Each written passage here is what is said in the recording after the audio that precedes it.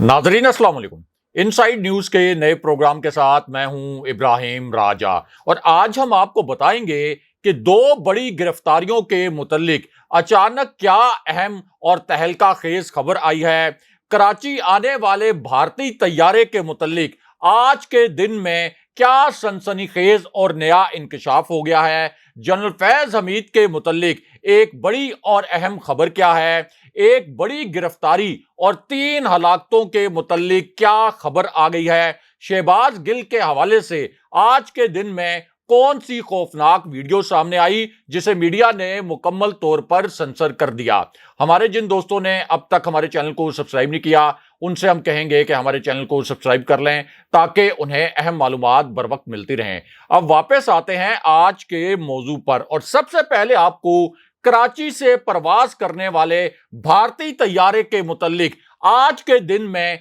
जो एक ताजा तरीन इंकशाफ हुआ है उस इंकशाफ से आगाह करते हैं। यह इंकशाफ अब से सिर्फ 17 मिनट पहले किया गया है और इस इंकशाफ में अब पहली मर्तबा यह बताया गया है कि इस तैयारे में कौन सवार था। यानी जब यह तैयारा भारत से कराची पहुंचा तो कौन सी शख्सियात इस तैयारे में सवार थीं और अब पहली मर्तबा यह भी पता चला है कि जब इस तैयारे ने कराची में लैंडिंग की और लैंडिंग के बाद जब दोबारा से इस तैयारे ने टेक ऑफ किया तो उस वक्त इस तैयारे में कौन सी दो अहम शख्सियात शरीक थी। अब इस पूरे वाक़े के मुतल्लिक एक नाकाबिले यकीन किस्म की वीडियो भी सामने आ गई है। यह वीडियो अब सोशल मीडिया पर वायरल भी हो चुकी है, लेकिन जो मेन स्ट्रीम मीडिया है उसने इस वीडियो को मुकम्मल तौर पर सेंसर कर दिया है। जो मरकजी मीडिया है उसने इस वीडियो को और इस वीडियो से जुड़ी खबर का ब्लैकआउट कर दिया है। लेकिन हम आपको बताएंगे कि इस वीडियो में क्या है और इस वाक़े के मुतल्लिक जो आज के दिन में अब से तकरीबन 20 मिनट पहले जो ताज़ा तरीन दो इंकशाफात हुए हैं वो किस नौयत के हैं। तो मामला यह है कि अब फ्लाइट डेटा और सैटेलाइट डेटा से इस तैयारे के मुतल्लिक आज के दिन में दो नए इंकशाफात हुए हैं और अब पता यह चला है कि यह तैयारा असल में किस मकाम से उड़ा था, उसके बाद किन मुल्कों की फजाई हदूद से यह तैयारा गुजरा और फिर किस वक्त कराची एयरपोर्ट पर इस भारतीय तैयारे ने लैंड किया। यह एक बड़ी ब्रेकिंग न्यूज है और एक इंतहाई हसास नौयत की खबर है क्योंकि वफाकी हुकूमत और सिंध हुकूमत ने इस मामले पर कोई वजाहत पेश नहीं की थी। लेकिन अब फ्लाइट डेटा से और सैटेलाइट डेटा से दो नए और ताज़ा तरीन इंकशाफात हुए हैं क्योंकि ये इंकशाफात एक ऐसी सूरत हाल में हुए हैं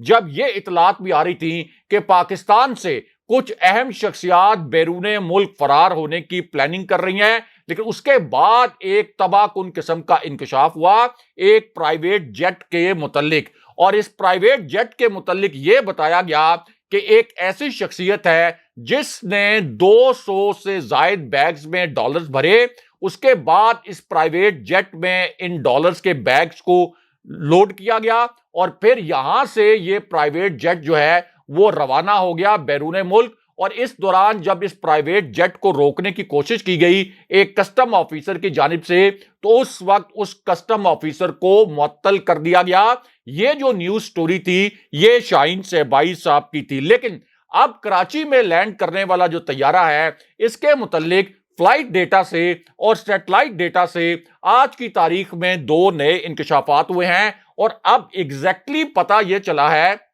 कि यह तैयारा असल में कहां से आया था, कहां से इसने उड़ान भरी थी। और अब जो एयरपोर्ट के जराए हैं वो ये कहते हैं कि यह एक मामूली तैयारा नहीं था, यह एक प्राइवेट जेट था, यानी किसी एयरलाइन का तैयारा नहीं था, यह एक चार्टर्ड तैयारा था। यह तैयारा भारत के राजीव गांधी इंटरनेशनल एयरपोर्ट से प्रवास इसने सबसे पहले की। उसके बाद आप ये कह सकते हैं कि इसने एक मुल्क के ऊपर उसकी जो फजाई हदूद है उसको इस्तेमाल किया और फिर ये पहुंचा कराची एयरपोर्ट। लेकिन अब कराची एयरपोर्ट से जिन 12 शख्सियात को इस तैयारे ने लिफ्ट किया, कराची एयरपोर्ट से जो 12 शख्सियात इस तैयारे में सवार हुई उनके मुतल्लिक भी अब यह इंकशाफ हुआ है कि ये शख्सियात कौन थी और फिर ये तैयारा अब किस मुल्क में गया है, फ्लाइट डेटा से और सैटेलाइट डेटा से अब इसके मुतालिक भी एक बहुत बड़ा इंकशाफ हुआ है और पता चल गया है एग्जैक्टली कि कराची से उड़ने के बाद ये तैयारा किस मुल्क में गया और किस शहर में इस तैयारे ने लैंड किया। तो मामला यह है कि कराची एयरपोर्ट पर यह तैयारा 3 घंटे से ज्यादा खड़ा रहा। उसके बाद 12 मुसाफिर इस तैयारे में सवार हुए और बाद में यह तैयारा दुबई रवाना हो गया। अब एयरपोर्ट जराए ने इस खबर की तस्दीक की है कि यह भारतीय तैयारा जो कराची में जिसने लैंड किया था ये दुबई रवाना हुआ है और जो 12 मुसाफिर इसमें सवार थे इनमें 2 गैर मुल्की मुसाफिर भी शामिल थे। अब ये आज के दिन में ताजा तरीन इंकशाफ हुआ है, लेकिन यहां पर जनरल फैज हमीद के मुतालिक भी आज के दिन में एक इंतहाई हसास नोयत की खबर आई है। इसी खबर से जुड़ी अब एक वीडियो भी सामने आ गई है और जैसे ये वीडियो सामने आई, इमरान खान साहब ने आज के दिन में army chief general Qamar Javed Bajwa का नाम लेकर 2 ऐसे इंकशाफात कर दिए जिन्हें मीडिया ने सेंसर कर दिया। खान साहब का ये जो 87 सेकंड का क्लिप था, आप कह सकते हैं कि इसमें बोले गए 2 जुमलों को मुकम्मल तौर पर मीडिया ने इसका ब्लैकआउट कर दिया। लेकिन हम आपको बताएंगे कि खान साहब के इस 87 सेकंड के क्लिप में इमरान खान साहब ने क्या 2 इंतहाई हसास नोयत के जुमले बोले और कौन सा खौफनाक वाकया सुनाया। अब खान साहब का जो पहला इंकशाफ था यह बराह रास्त न्यूट्रल्स के मुतल्लिक था, यानी एस्टेब्लिशमेंट के मुतल्लिक था और खान साहब ने ये एक आप कह सकते हैं कि स्टेटमेंट दिया कि शहबाज गिल का जो बयान था जो कि उन्होंने ARY पर दिया, हो सकता है कि उनके अल्फाज नामुनासिब हो। खान साहब ने कहा कि शहबाज गिल के अल्फाज नामुनासिब थे, लेकिन हम ये कहते हैं कि तहरीक इंसाफ तो फौज को मजबूत देखना चाहती है और दूसरी जानिब फजलुर रहमान, मरियम नवाज, अय्याज सादिक, मियां नवाज शरीफ ने जिस किस्म के फौज मुखालिफ बयानात दिए, अय्याज सादिक ने जो टांगे कांपने वाला बयान दिया, मरियम नवाज ने फौजी क्यादत के खिलाफ जो जहर उगला, लेकिन उनके साथ क्या हुआ? क्या उनके खिलाफ भी कोई एक्शन किया गया? यह सवाल इमरान खान साहब ने पूछा। लेकिन उसके बाद इमरान खान साहब ने army chief general Qamar Javed Bajwa के मुतल्लिक एक इंतहाई हसास नोयत का इंकशाफ कर दिया। लेकिन जैसे ही खान साहब ने army chief general Qamar Javed Bajwa का नाम लिया, यहां से मीडिया के पर जलना शुरू हो गए और मीडिया ने इमरान खान साहब का ये जो 41 सेकंड का क्लिप था जिसमें उन्होंने army chief general Qamar Javed Bajwa का नाम लिया, यहां मीडिया ने बीप लगा दी और कुछ टीवी चैनल्स ऐसे थे जिन्होंने कमर्शियल ब्रेक ले ली। लेकिन हम आपको बताते हैं कि खान साहब का ये जो एक मुख्तसर क्लिप था इसमें खान साहब ने क्या अल्फाज बोले। अब खान साहब का ये जो इंकशाफ था इसके पहले हिस्से में उन्होंने ये कहा कि वो शहबाज गिल के साथ किए गए सलूक से बहुत ज्यादा परेशान है, ये इंतहाई तकलीफदेह है और हमारे वकील ने हमें यह बताया कि शहबाज गिल के कपड़े उतारे गए और कपड़े उतार कर उनको तशद्दुद का निशाना बनाया गया। खान साहब का कहना था कि पुलिस शहबाज गिल पर इसलिए तशद्दुद कर रही है कि उन्हें तोड़ा जा सके और वो मेरे खिलाफ बयानात देने पर मजबूर हो जाएं।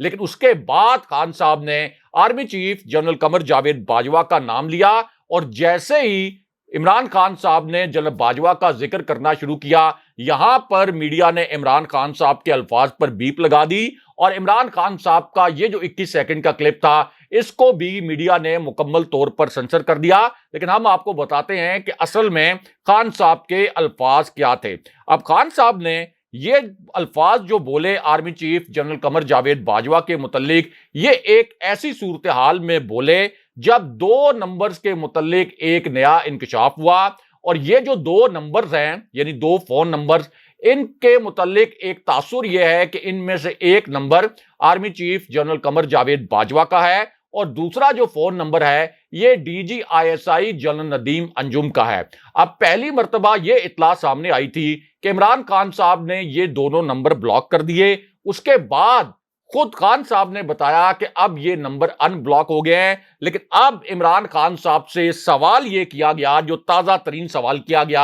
आज के दिन में किया गया, वो सवाल ये था कि क्या अब भी आपकी army chief general Qamar Javed Bajwa से बात होती है? क्या अब भी इस्टेब्लिशमेंट के साथ आपके कोई राब्ते हैं, और क्या जनरल बाजवा की जानिब से आपको या तहरीक इंसाफ को या आपके जो रहनुमा हैं उनको कोई पैगाम वगैरह पहुंचाया गया है, और इलेक्शन के हवाले से क्या आपको कोई यकीन दहानी करवाई गई है? अब ये जो सवाल था, जाहिर है कि बड़ा ट्रिकी क्वेश्चन था, बड़ा पेचीदा नौयत का सवाल था। इस पर खान साहब ने जवाब ये दिया कि अब मेरी आर्मी चीफ से किसी किस्म की बातचीत नहीं हो रही,